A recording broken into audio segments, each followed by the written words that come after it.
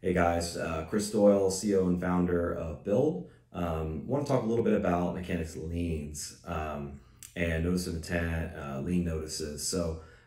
Most people are familiar with these. They are statutory requirements that allow you, a contractor or a material supplier, to protect their interest on a construction project to the extent they haven't been paid. And every state is different. Some,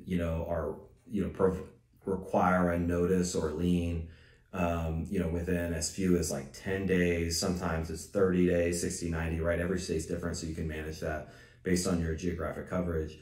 But ultimately, it's kind of two pieces. It's a notice of intent or a pre-lien, which is normally like a 1 or 2 page letter that goes to the property owner and the general contractor, or sometimes the subcontractor and supplier, that provide notice that you are a supplier or contractor on the project and that you have not been paid.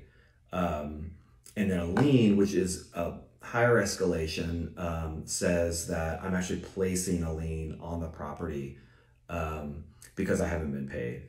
And so how these are used in the construction industry is really important, because I think there's a lot of concern, especially with smaller subcontractors that are concerned about, hey, if I have to file these, am I ruining a relationship with a general contractor that I've worked so hard, to gain their trust? And the answer is no. It absolutely does not. You guys have heard from me before on this. The number one thing any of our customers can do is take care of their business, number one, right? Because if your business doesn't survive, then there really is nothing, right? So by taking care of your business, you're taking care of yourself, you're taking care of your employees and your employees' families, right? And surviving not getting paid on a substantial project is not likely, if you're in this sub 10 million annual revenue size. The pre-lien is a little different, right? So it's a 1 to 2 pager. It basically just says, hey, you have to file these in order to file a lien down the road. And the problem is you don't know if you're going to need to file a lien. So you're in a position where a lot of times you have to file the pre-lien on almost everything. So it's kind of tough, but no matter what, you may hear from the project manager, general contractors get these all the time. It's very, very routine, the pre-liens, right? And same thing with a property owner.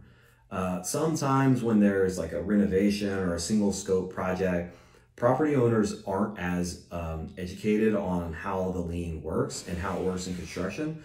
So you may, if you're getting that contract with them, make sure that they understand, hey, within the construction progress, that you may receive these notices, and here's what they are and here's how you manage them, right? So the next part is like when it's a real collection scenario where, let's say you have something outstanding for like 5 months, right? And you still haven't paid, and those payoffs are stacking up, right? You have to protect yourself, right? You have to protect yourself through the pre-liens, letter of intent, and the lien process, right? It really doesn't matter what the relationship looks like, because nothing will affect your business more. Loss of relationships, one thing, but not getting paid on a major project can sink the business. So, how do we use these? We're the same, right? We're the same as our general contractor. We need to be paid for the material that's supplied. Now we offer 120-day terms. Now what happens is a lot of times that comes very close to the lien deadlines. So we manage it very closely, right? So we'll only file these, generally would only file them if it's close, if it's right at the deadline, right? And so there's 2 cases. One is when it's within the 120 days, which is pretty rare, but it does happen. In which case we send a letter that says, along with a lien, that says, hey, our customer has purchased the material from us. We have not been paid, which is more of like a fact that we have to state, but we don't say like they're in collection or that it's even due. In fact, we proactively say that it's not due. But we have to file it, right? Because if we don't and the deadline passes, then we lose all of our rights. So, this message is really meant to speak to subcontractors that if they're concerned about the message this sends, the message it sends is, I'm a responsible contractor, right? And then if we're filing them billed, it's kind of the same thing. Sometimes we can protect our customer because we'll be quote unquote the bad guy.